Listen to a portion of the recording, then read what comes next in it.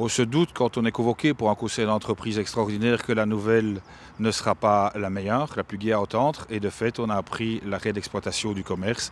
Et donc, c'est un couperet qui est tombé. Ce couperet-là, avec fermeture définitive, ça a été accueilli comme une véritable baffe par les travailleurs. Et avoir la détresse de mes collègues, ça a été fort perturbant et difficile. On est face à un mur d'énormément de questions, beaucoup de pleurs devant nous, beaucoup de personnes qui se tracassent pour l'avenir surtout. Ils ont très peur de retomber au chômage et puis avec l'Arizona et le plan de Pâques, ça leur fait peur. On est dans une entreprise où plus de la moitié des travailleurs ont plus de 45 ans et plus de la moitié des travailleurs ont plus de 20 ans d'ancienneté. Les mesures impopulaires, elles nous touchent tous. Vous travaillez, vous cotisez depuis 30 ans et on vous explique la bouche en cœur que vous percevrez maximum 2 ans d'allocation alors que vous avez cotisé pour.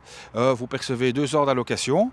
Et puis, advienne que pourra, vous sucerez des cailloux. En parallèle de ça, il y a le malus qui impactera négativement la pension, comme si on était responsable de la perte de notre emploi. Il y a des gens qui vont se retrouver vraiment dans une pauvreté extrême, parce que retrouver du travail à un certain âge, ça va être compliqué. La politique détricote tout ce qui a été obtenu au fur et à mesure des années. L'ouverture des dimanches, ces magasins sont exploités par des commerçants qui y mettent des étudiants, qui forcément ne sont pas assujettis et qui ne paieront pas la pension ou le chômage de demain. On ouvre la porte au flexi-job. On chasse les chômeurs du chômage, mais on leur met beaucoup de bateaux dans les roues. Il y a de plus en plus de fermetures. Ce sont tous des gens qui travaillaient tous les matins, qui se levaient pour gagner leur salaire, qui demain seront sur le marché de l'emploi et qui voient en plus que la concurrence de tous les demandeurs d'emploi, la concurrence arrivée des étudiants. Les étudiants maintenant peuvent travailler 650 heures par an. 3 étudiants, c'est un équivalent temps plein. Il est clair qu'un travailleur bon marché, à low cost, comme ça est intéressant pour l'employeur et absolument pas pour le travailleur. Un vrai travail, temps plein indéterminé, sera de plus en plus difficile à avoir.